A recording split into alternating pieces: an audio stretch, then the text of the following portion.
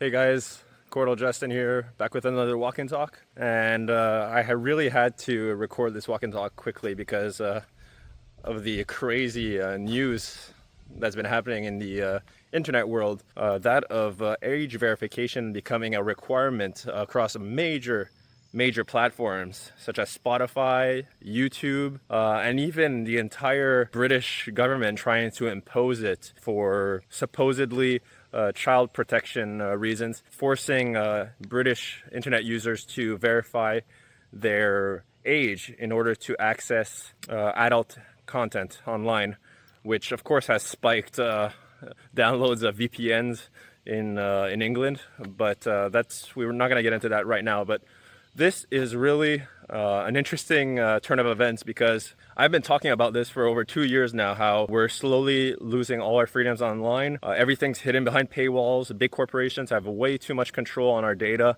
and on our freedom online. And that's why I spent so much time talking about Qortal and so much time trying to tell people about it, trying to get new users for this exact reason, because now we see what the problems are with the normal web right in front of us. It's going to affect everybody. I use YouTube regularly. I'm definitely not happy with this new change. I don't use Spotify, but I know a lot of people who do, and I'm sure they're not going to be happy that they're going to have to give up their ID to use Spotify going forward. That's very annoying and, once again, a breach of privacy, in my personal opinion.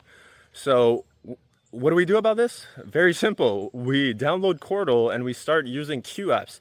Using Qortal is always going to be non-KYC, non-know your customer. And that means that you'll never have to give up personal identification in order to use it. You can create as many accounts as you want.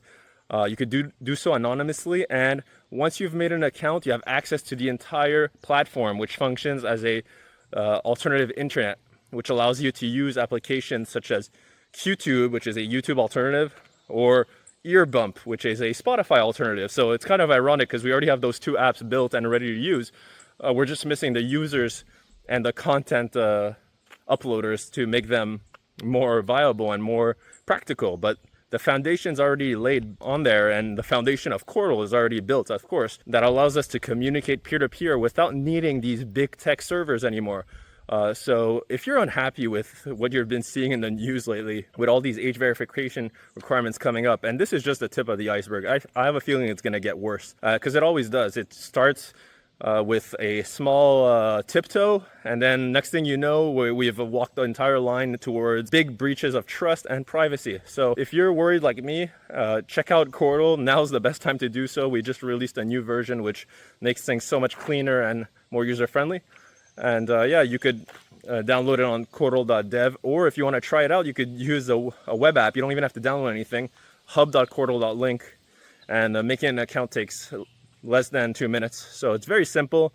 And if not, you could just always join our Discord and Telegram communities if you want to get started in that way, more a little bit more passively. But yeah, some big news right now on the internet, and Qortal is really at the forefront of all this because it's the most practical solution, in my opinion, and why Web3 as a whole is so important. So yeah, I hope you enjoyed this walk and talk, and if you have any questions, comments, leave them below. I'll see you in the next one.